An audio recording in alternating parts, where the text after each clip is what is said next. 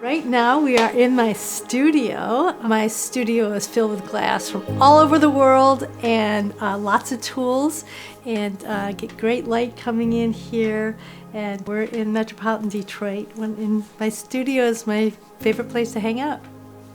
I am always thinking about creating. I'm walking around in the world thinking about how light is hitting things, whether I think something is inspirational or interesting. It's always going back into my head and thinking about some sort of mosaic I'm going to make. Once I have an idea of what I want to do, I'll do a drawing in my studio. And there I will lay out my composition, where I want the viewer's eye to be, and I really want to try and recapture that moment of inspiration.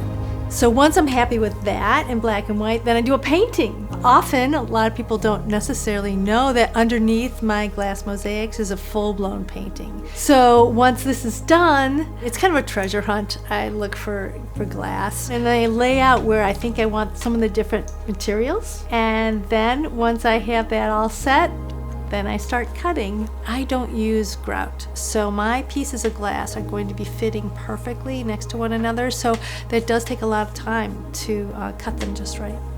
It's very important, the placement of the glass, so I think a lot about where I'm going to be putting different types of glass. So the idea is to lead the viewer's eye in a certain way, so I'm going to be putting some glass in some areas that'll lead your eye in one way. When I have enough materials on my substrate and everything starts coming together, it's very exciting. As an artist, I love my tools. My tools are really important. I keep them sharp. I keep them clean. If you don't have the right tool, you're not going to be able to produce what you want. So I have glass cutters and breakers. I have nippers, all sorts of different types of nippers depending on how thick the glass is. Another thing that's really important, and a lot of artists will talk about this, is how you store your materials. So once you start cutting glass, there is a lot, you need a lot of room for the smaller pieces, the middle size, the larger pieces. So finding different ways to store my glass in my studio is a big factor. It's kind of fun.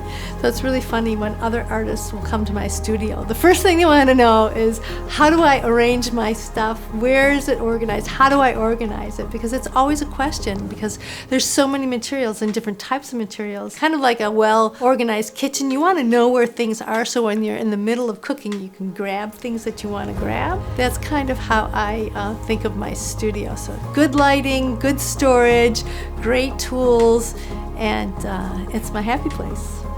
It's 10,000 hours. It's just getting really good at doing something over and over and over again. It's a lot of time. It's very time consuming. It's much more time consuming than my painting. But I love it because I really love the effects that you can get. I think one of the things that is unique about me as a mosaic artist is that I'm coming to it from a background as a painter. From far away, my work actually can look like a painting, and then when you get close, you can see that it's all these tiny little pieces coming together. Art has the power to heal, whether it's for the artist creating it or the viewer looking at it. Immersing yourself in art is a way to heal and to see the world.